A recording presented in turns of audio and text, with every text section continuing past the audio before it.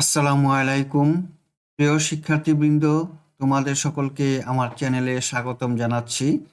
এখন আছি তোমাদের গণিত বইয়ের ৩৫ পৃষ্ঠায়। বন্ধুরা, এতদিন আমরা যোগ অঙ্ক এবং বিয়োগ অঙ্ক পৃথক পৃথকভাবে সমাধান করেছি। এখন আমরা যোগ ও বিয়োগ অঙ্ক একসাথেই সমাধান করব। যোগ ও বিয়োগের সম্পর্ক। এখানে একটি প্রশ্ন দেওয়া আছে, একটি এলাকার নারী ও পুরুষের মোট সংখ্যা ৪,৫৮,৫২৫ জন, নারীর সংখ্যা ২,০৬,৩৮৮ জন হলে পুরুষের সংখ্যা কত? আমাদের পুরুষের সংখ্যা বের করতে হবে, তাই নারী ও পুরুষের মোট সংখ্যা থেকে নারীর সংখ্যা বিয়োগ করতে হবে। গাণিতিক বাক্যটি হচ্ছে, এখানে খালি ঘর দেওয়া আছে, আমরা গাণিতিক বাক্যটি লিখব। গাণিতিক বাক্যটি হচ্ছে ৪,৫৮,৫২৫ বিয়োগ ২,০৬,৩৮৮ সমান সমান আমরা এখানে উত্তরটি বসাবো। এখানে দেখো অঙ্কটি করে দেওয়া আছে। বড় সংখ্যাটি হচ্ছে বিয়োজন এবং বড় সংখ্যা থেকে যে সংখ্যাগুলি বিয়োগ দেওয়া হবে সেটাকে বলা হয় বিয়োজ্য।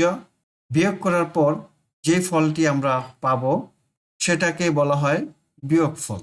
আমরা বিয়োগটি করি। ৫ থেকে ৮ বিয়োগ করব। ৫ ছোট, সেই জন্য এই ৮ থেকে ১ দশক এনে ৫-এর সাথে যোগ করলে ১৫ করব।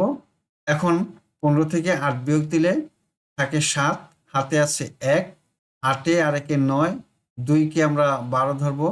১২ থেকে ৯ বিয়োগ দিলে থাকে ৩, হাতে আছে ১, ৩-এর ৪, ৫ থেকে ৪ বিয়োগ দিলে ১, ৮ থেকে ৬ বিয়োগ দিলে ২, ৫ থেকে ০ বিয়োগ দিলে ৫, ৪ থেকে ২ বিয়োগ দিলে ২। বিয়োগফল হলো ২,৫২,১৩৭। আমরা এখানে লিখি,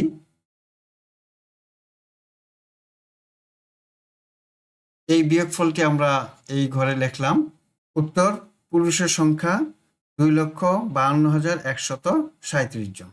আমরা তৃতীয় শ্রেণীতে পড়েছি বিয়োজন, বিয়োজ্য ও বিয়োগফলের মধ্যে একটি নির্দিষ্ট সম্পর্ক রয়েছে।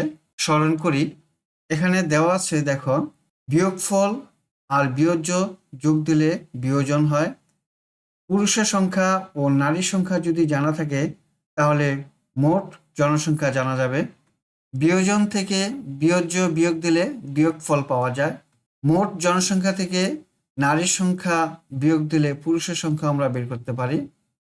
আবার দেখো, বিয়োজন থেকে বিয়োগফল বিয়োগ দিলে বিয়োজ্য পাওয়া যায়। মোট জনসংখ্যা থেকে যদি পুরুষের সংখ্যা বিয়োগ দেওয়া যায় তাহলে নারীর সংখ্যাও পাওয়া যায়। এই সূত্রগুলোর মোট কথা হলো, যোগ ও বিয়োগের সম্পর্ক ব্যবহার করে বিয়োজন, বিয়োজ্য ও বিয়োগফল এর মধ্যে যে কোনো দুইটি জানা থাকলে আমরা তৃতীয়টি নির্ণয় করতে পারি।